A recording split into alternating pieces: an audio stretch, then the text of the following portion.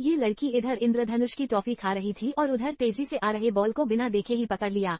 सबने तालियां बजाईं। तभी एक चाकू उसकी ओर आया। लड़की ने बिना किसी भाव के उसे संभाल लिया।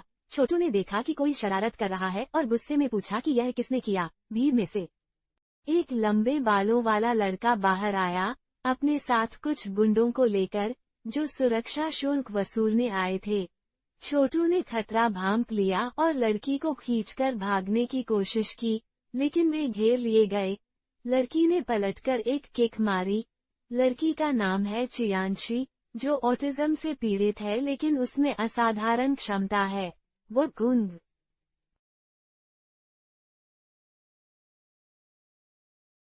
फू फिल्में देखकर हर मूवमेंट को तुरंत याद कर लेती है।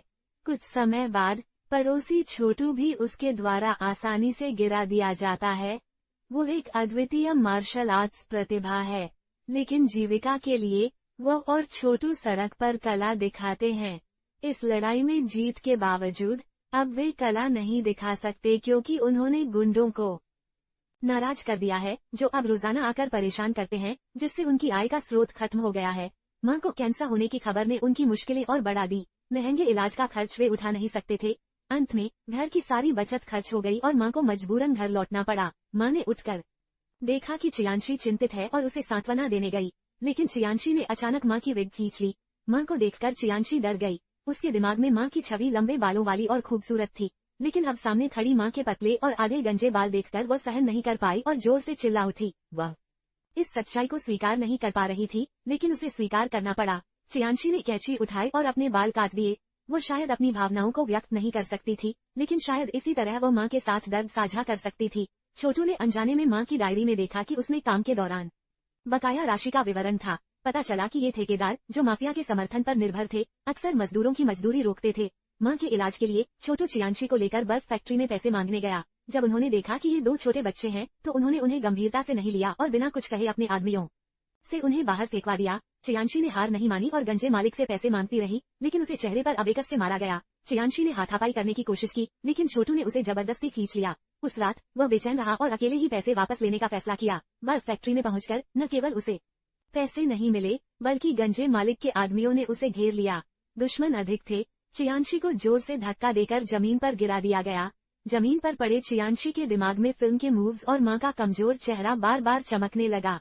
उसके अंदर की गुस्से की आग भड़क उठी और उसकी छुपी हुई मार्शल आर्ट्स की आत्मा जाग गई। उसने एक एक करके सभी को गिरा दिया।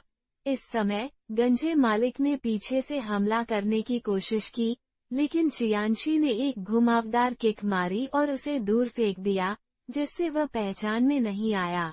चियांशी ने मां के मेहनत की कमाई वापस ले ली। इस पल में उसने समझ लिया कि बुरे लोगों से निपटने